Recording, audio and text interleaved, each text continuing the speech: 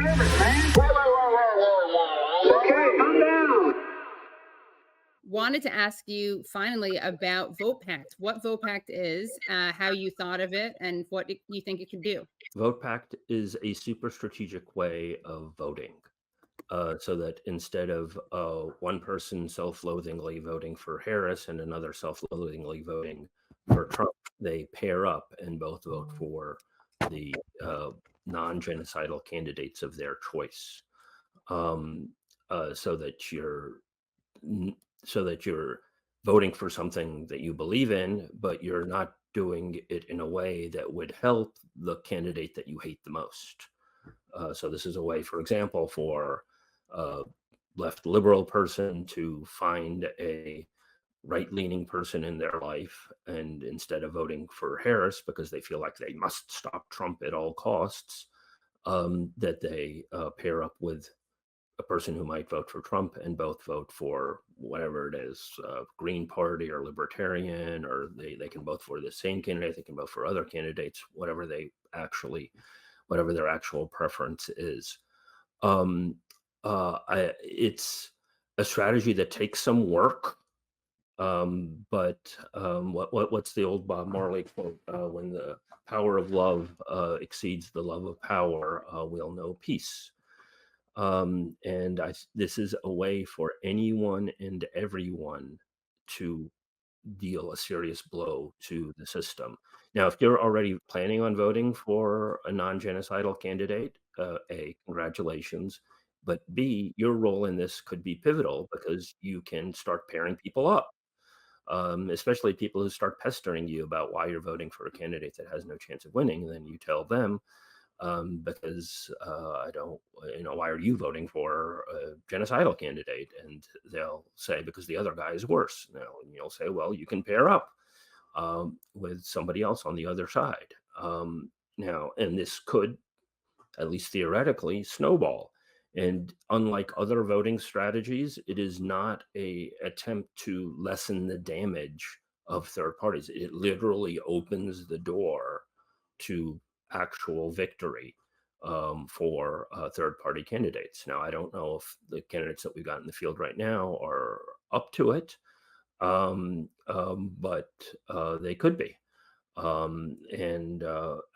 It's a great, I think, organizing technique for people to use over the next several weeks, because elections are times when that eviscerates people's brains, right? They got to, people who were displaying some semblance of independent thought, a lot of them go back to their partisan boxes as an election approaches, and this is a way of breaking out of that. I actually thought about this years and years ago, and I've written about it periodically, and I still haven't forgiven Ralph Nader for not embracing it in 2000. But I literally thought of it when I was walking down a hill with my dad, and we were dead tired. I think we went and played Frisbee or something, and we leaned on each other as we walked down the hill. And that's actually the origin of how I, thought of like by leaning on something else, you actually lessen the weight of it. And from that, I came up with that idea. This is to avoid giving voting for Trump if you're a leftist, right? Or I guess people on the right are accused of maybe voting for Harris if they don't vote for Trump. But so the idea is, you vote for the person. Let's just say, I mean, most people watching the show like Jill Stein, so you vote for Jill Stein, but you're not voting for Trump because you are canceling out a would-be Trump voters' vote, right? But you should both be in a swing state, right, for this to work. Well, it works best if the people are in the same state. Right. And I emphasize people turning to people in their life. And I'm not talking about, I mean, there's always going to be 1% that votes for, a Jill Stein, right? The problem is that she appears far more marginal than she is because of the fear factor, right? Her poll numbers, I think, undermine the level of support that her policies have. So this is kind of a way that would grow it out so that people who are on the fence or nervous or whatever would embrace voting for a Jill Stein or some other candidate. and the Right. would-be Trump voter can vote for the Libertarian or Constitution or whatever, or conceivably a left-wing candidate if they have very good reasons for voting for Trump because they think he's standing up for the working person, whatever. So I've generally talked about people doing it for somebody in their own lives, but somebody has actually set up a website called breaktheduopoly.com, which actually pairs people up. And it pairs people up in the same state. So if you're, in Pennsylvania or whatever state you're in, you can go there. New York, you can go there and find Right. your mirror image. Although in New York, it doesn't really matter because it's a safe state. But I know, but I mean, there's a limited logic of that, right? Because I agree with you, but if more and more people started voting for Jill Stein, then it Sure. wouldn't be a safe state for long. Right. So I think Yeah. people sense that. I think people, don't buy into the safe state strategy totally because they know that there's a limited, it's a limited. It's got a cap on it. Well, I remember people trying to do that with Nader. People wanted to, if they lived in a swing state, they wanted to vote for Yeah, the Dem, but they would have a friend in a safe state vote for Nader. That was the yeah, idea. and this is part of the reason that people have not been able to comprehend Vote Pact at times because they confuse it with this, Right. vote trader, Yeah. Swap. Yeah. vote Yeah. swapping thing. That is not Someone a wrote, this yeah. idea needs to so it can spread. Well, Vote Pact, but I'm happy if somebody comes Yeah. up with a better name. Another guy came up with it independently and called it Vote Buddy. Oh Which yeah, I'm Vote Buddy. perfectly Yeah. fine. Okay, so Lean vote, vote lean. Yeah, something like that. Yeah. okay. Lean into vote. I don't know.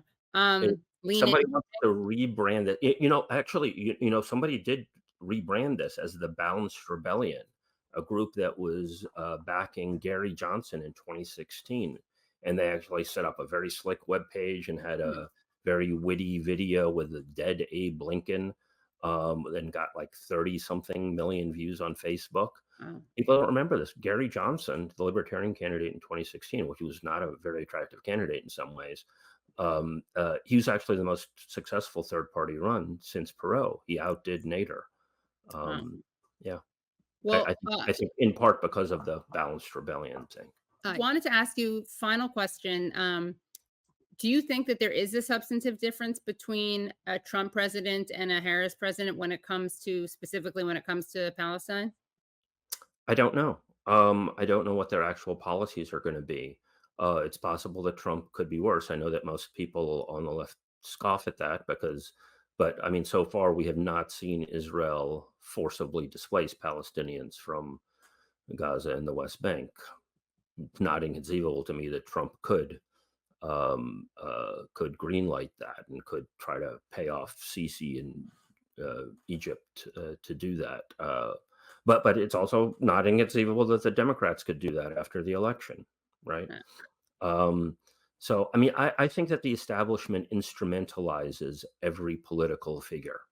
Carter, in the name of peace, did Camp David, which took Egypt out of the equation, which gave Israel dominance. I've, written critically about Trump, but I mean, I could imagine a version of America First that I don't know that compelled corporations to begin their board meetings with a pledge of allegiance to the flag. Now that would be a far more compelling version of America First than anything else that I've seen come out of the establishment. But the system takes whatever president is coming in and pressures them to mold to its own particular agenda in a way that fits their way of being. So I view them, all presidents in my lifetime, as having been in effect instruments of the establishment. And Vote Pact, I think, is a very creative way of facing that down by uniting people. Because in spite of all the rhetoric and all the name calling and everything, The establishment colludes. The Democrat, they're always cutting their deals. Schumer and the Republicans in Congress and whoever, they're always cutting their deals together to benefit war on Wall Street.